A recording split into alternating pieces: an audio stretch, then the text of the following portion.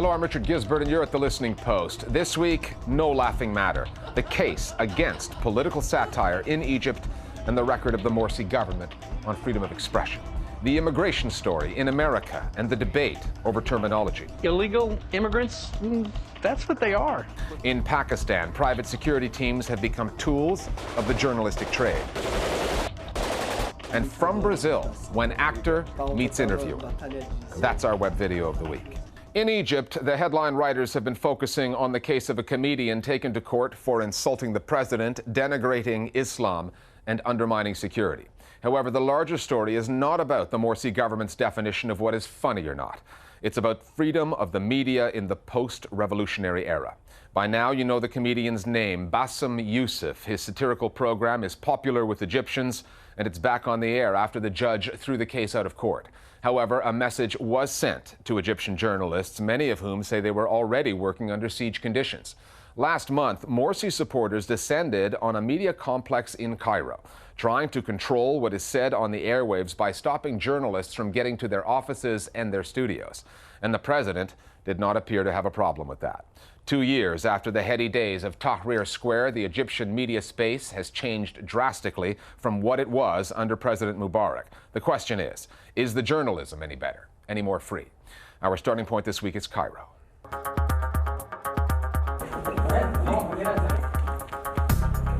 Bassem Youssef's case has become a litmus test, if you like, for the media world in Egypt. Egypt's Prosecutor General has issued a warrant for Youssef's arrest. If you're a Brotherhood supporter, you're not watching Bassem Youssef.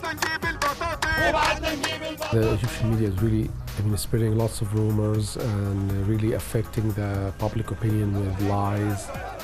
If you're watching Bassem Youssef, you're probably not a Brotherhood supporter. Bassem Youssef is one of the major achievements of the Egyptian revolution. So how much damage is he doing? There's a media war being waged for Egypt that's just as ferocious as the battles that are taking place on the streets. But why, with all the voices speaking and often ranting on the Egyptian airwaves against the Muslim Brotherhood and the Morsi government, would a legal case be brought against a comedian of all people? But come on! Charging Bassem Youssef with insulting Egypt and Islam? I know Bassem. Bassem is my friend, my brother.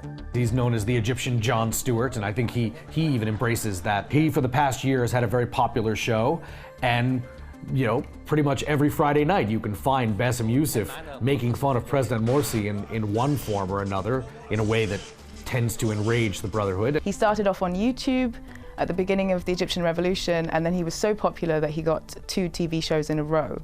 And basically he's widely seen as speaking with the original voice of the revolution.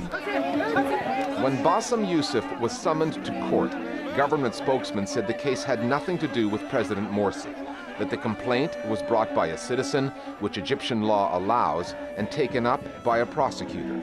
That explanation was also mocked. The president's office says it's not us. But it remains the government's line. First of all, it's a law which decides what is the limit of freedom of speech. Muslim Brotherhood has nothing to do with the judiciary in Egypt at all. Nobody from the Muslim Brotherhood are working in prosecution, so it's Egyptian prosecutors, Egyptian judiciary. At the end of the day, it's up to the Prosecutor General, whoever is making the complaint, to basically say whether this is a complaint that will be brought to a charge and a trial, or whether it's going to be thrown out. And the fact that this Prosecutor General was appointed by Mohamed Morsi meant for the general population that anything that was brought to a higher level, charges, trial and so on, must have had his tacit approval. Nobody buys that the government is entirely hands-off with this case. Bassem Youssef. The campaign against Bassem Youssef has been going on mainly on the private Islamist-owned channels for months and months now. And all of the people who are criticizing him are very closely aligned with the Brotherhood, if not members. And you can't really say that it's not in the interest of the government to silence someone like Bassem Youssef. The case was eventually thrown out, not by the Morsi-appointed prosecutor, by the judge. The next time Youssef went on the air, he was unrepentant, saying of the transition from Mubarak to Morsi, "I'm scared that we might have swapped a gang for a mafia." بمفيا. He also took a shot at Qatar and, by association, Al Jazeera. Al Jazeera has been criticized by many Egyptians, particularly its Arabic news channel, for a perceived pro-Muslim Brotherhood bias. Youssef took a famous song and changed the words to send a message.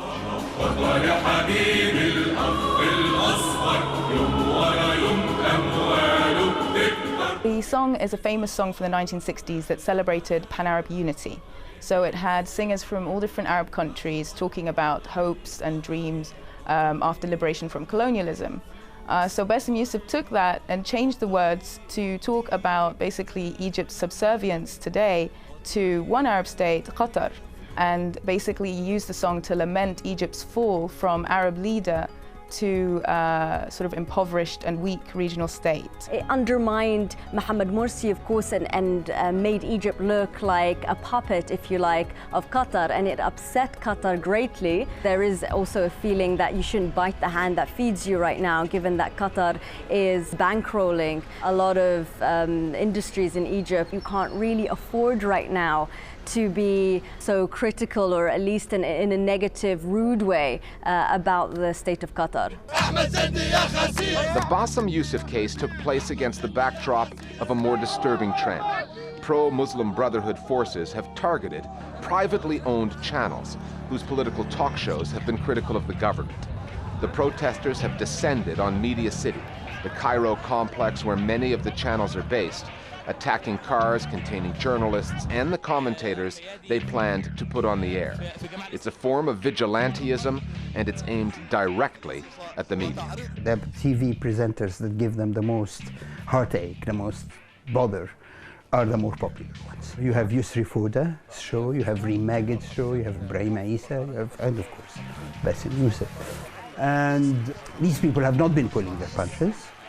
They've been revealing things that they would like not to be revealed, that they would like to remain hidden. This is mostly a protest against the private media, and it's geared around Islamist protesters who are angry about what they see as an anti-Brotherhood, anti-Islamist bias. And they're right, there is a very heavily anti-Islamist bias among many of these channels. That doesn't, of course, excuse violent protests outside of Media Production City. It doesn't excuse intimidation of hosts and guests as they're trying to get in and out of Media Production City. That's kind of non-democratic. The answer is to start your own channel, which they have. For 63 years, between 1948 and the 2011 revolution, the Muslim Brotherhood was banned in Egypt. The group tried to work around that law. So too did many journalists who, regardless of ideology, opposed the ban and took risks to tell the Brotherhood story. Times and roles have changed. This is the irony, because whether you're speaking about journalists or you're speaking about activists, the people who most defended the Brotherhood under Mubarak are the very people that are being targeted most by the Brotherhood today. Our Global Village voice is now on the state of journalism in Mohamed Morsi's Egypt. Because of the two articles in the Constitution, one that cites that it is prohibited to insult a person, and another that cites it's prohibited to insult Islam, I'm afraid that there will be more people that are jailed, and it won't just be the Egyptian media that will be suffering, it'll be the foreign media as well. Bear in mind, a lot of this happened under the Mubarak regime, but not to this extent. Many media personalities are spreading lies and rumors and fabricating stories instead of professional reportage. One of these journalists once told me, when it comes to Morsi and the Brotherhood, I'm a political activist, I'm not a journalist. On the other hand, some of the Islamist media outlets are also spreading inaccurate news about the opposition. Unfortunately, moderate voices are largely lost. Time now for Listening Post News Bites. A Russian journalist who was severely beaten in 2008 while investigating corruption close to President Vladimir Putin has died after a long battle with his injuries. Mikhail Beketov was 55 years old. He was attacked while working on stories about a highway project through the Khimki forest near Moscow. Beketov reported that officials aligned with President Putin may have been profiting from the project and pointed the finger at Khimki Mayor Vladimir Strelchenko. By 2007, Beketov said he was getting threatened, his dog was killed, and his car was set on fire. The attack, when it came, was brutal. He suffered brain damage, had a leg amputated, and never regained the ability to speak. Beketov's supporters say that police have made no real effort to investigate the case. No one's been charged. The U.S.-based Committee to Protect Journalists said of Beketov's death, Vladimir Putin personally promised Beketov that the stalled probe into the attack would move forward. In memory of Beketov and the many other Russian journalists murdered with impunity, Putin must stand by his promise. In Bangladesh, a newspaper editor and key figure for the political opposition has been arrested and his newspaper shut down, casualties of the ongoing unrest over the country's war crimes tribunal. Mahmudur Rahman edits Amar Desh and was arrested in Dhaka April 11th. He's charged with sedition, inciting violence, and cybercrimes. Charges relating to the publication last December of leaked emails from the War Crimes Tribunal investigating the 1971 War of Independence. The tribunal and its work have divided the country and sparked big protests. The paper, Amar Desh, is tied to the opposition Bangladesh National Party, the BNP. Why arrest Rahman now for what happened in December? Probably because on the day of the arrest, Amar Desh published diplomatic cables released by WikiLeaks earlier this month. Those cables relate to Bangladeshi government policy from 1972 to 75, when the country was ruled by the same party, the Awami League, that forms the government today. The paper said it was planning to publish more diplomatic cables, more exposés, but it was shut down within hours of the first story going into print. In the United States, a change in journalistic terminology is not going down well in some quarters. On April the 4th, the Associated Press news agency announced that it would drop the term illegal immigrant from its style book. Illegal immigration, but not illegal immigrant, the style book now reads. AP writers cannot use the term illegal alien anymore either. The thinking behind the change is that actions are illegal, not people. So that's the rule now, and that was never going to prove popular over at Fox, the news choice of American conservatives. Illegal immigrants? That's what they are. Fox was scornful of the AP. Commentators called the news agency biased, politically motivated, and said that the company was cheerleading for immigration reforms currently being debated in Congress. The reaction was different at Fox News Latino, however. An online report there carried a photo of a woman holding a banner saying no human being is illegal, and looked at both sides of the debate. The Fox spin-off network, intended to win market share in America's growing Hispanic community, has long used the term undocumented rather than illegal when describing immigrants.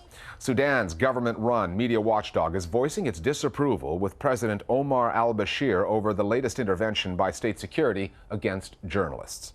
This story centers around Ahmed al-Noor, the editor-in-chief of the daily newspaper Al-Sahafa. Al-Noor says he was told on April 3rd by members of Sudan's intelligence service, the NISS, that he must resign from his post. The journalist says the order is probably connected to his coverage of a coup attempt against President al-Bashir in 2012. On the same day, two journalists working for Al Jazeera in Khartoum, correspondent Al-Masalami Kabashi and photographer Ali Mustafa, were both summoned for questioning. They say the NISS is accusing them of unbalanced coverage and of reporting false information.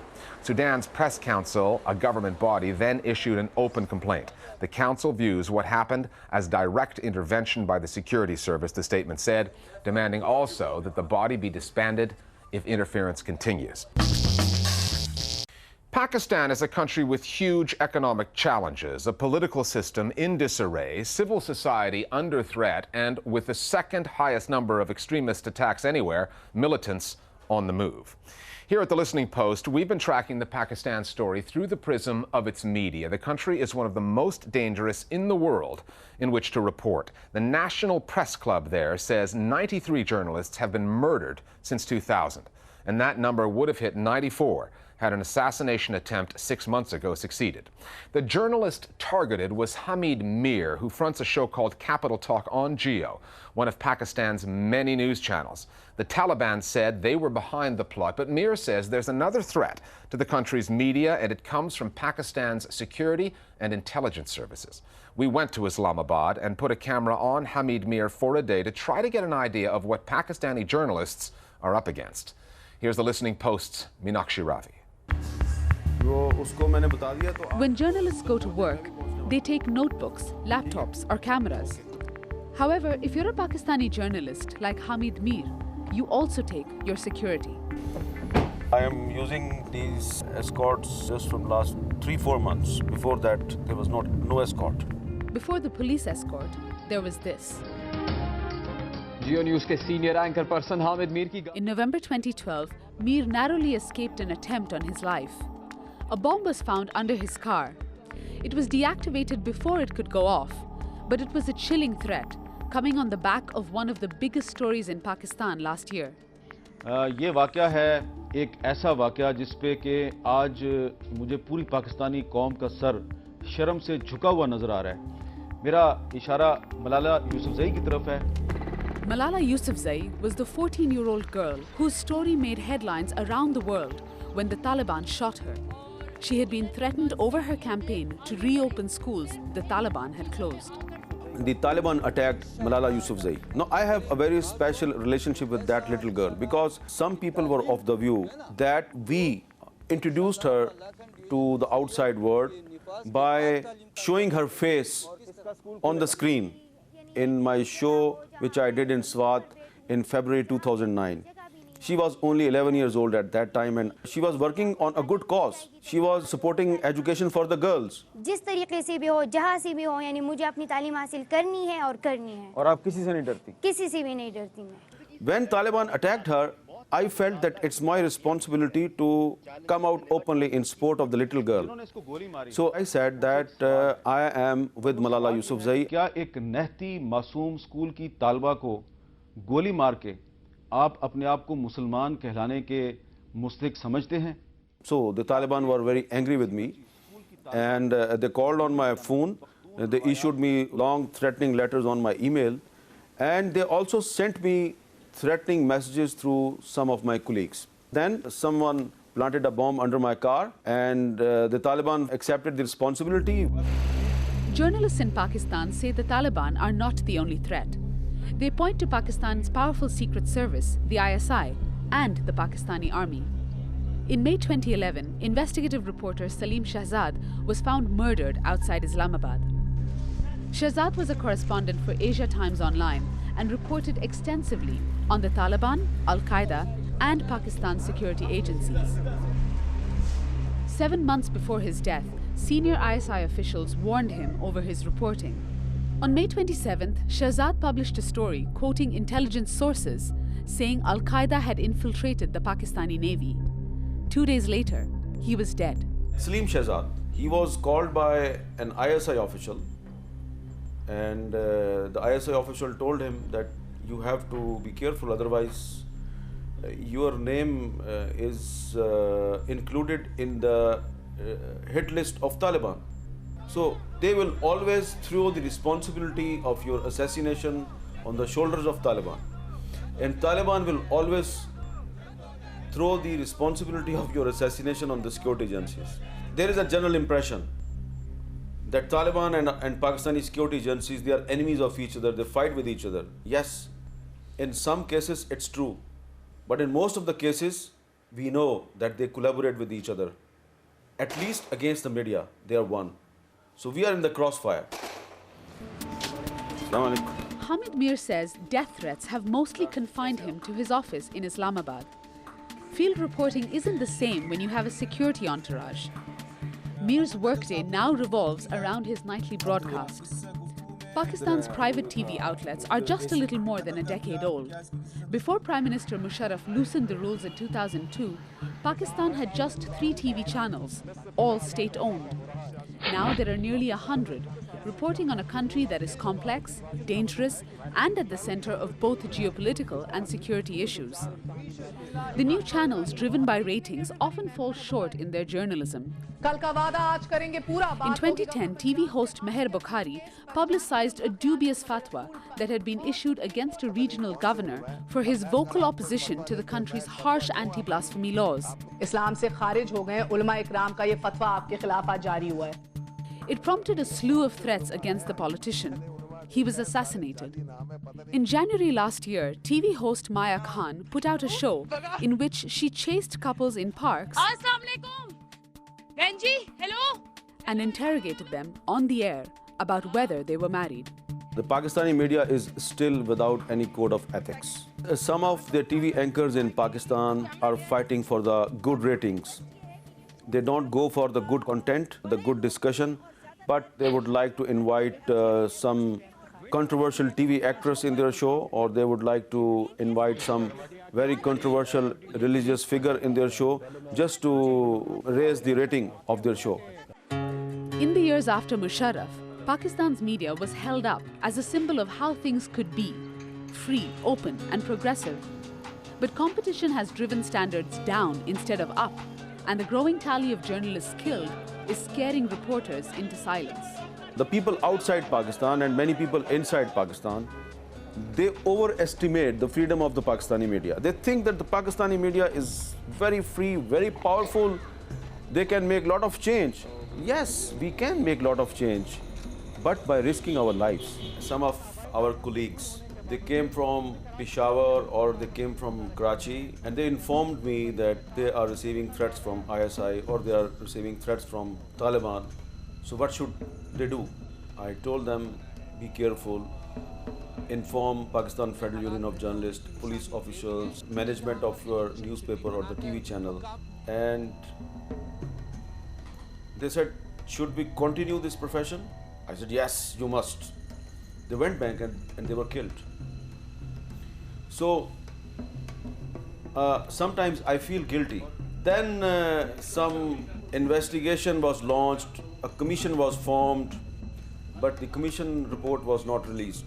So you see, it's very easy for the state actors and the non-state actors to physically eliminate a journalist who is causing problems for them, because nobody will ask any question to them. More Global Village voices now on the dangers of journalism in Pakistan. There's been an explosion of news channels over the years. There are a lot of private actors entering the industry and have often their own agendas. So a lot of the news coming out of Pakistan is more opinion-based rather than on facts. I think the media needs to rethink what its role is, and if it wants to help establish a durable democracy in Pakistan. The sheer number of TV channels that we have right now, it just means more information is available. So stuff is coming out about people who are in positions of power who would just suppress all that information before, but now it's bound to come out one way or another. It will ultimately help overthrow this whole feudal bureaucracy that we have right now in Pakistan.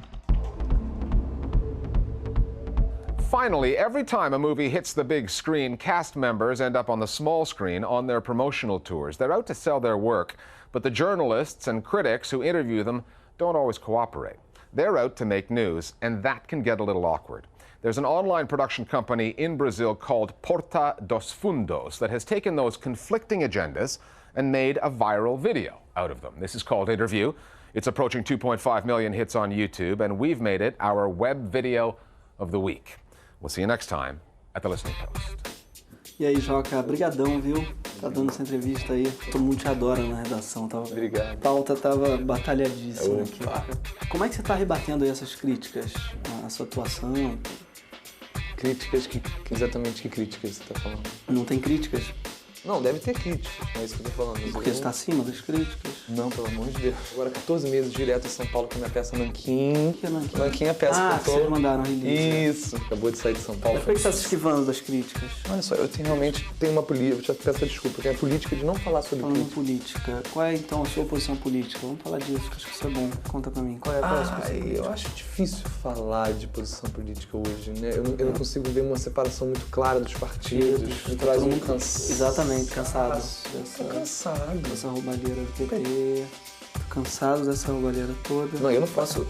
Tira aspas aqui, né? Tá me censurando? Não, é que eu vou falar do meu trabalho. Eu queria falar do Nanquim. Que já tá tudo isso aí, tá no release, não tem uma novidade? Vamos batalhar essa manchete, vai. Gays pra você ter direito ao voto? Não. Vamos falar do trabalho? Você quer falar de trabalho? Quero. Como é que você tá rebatendo aí as críticas ao seu trabalho?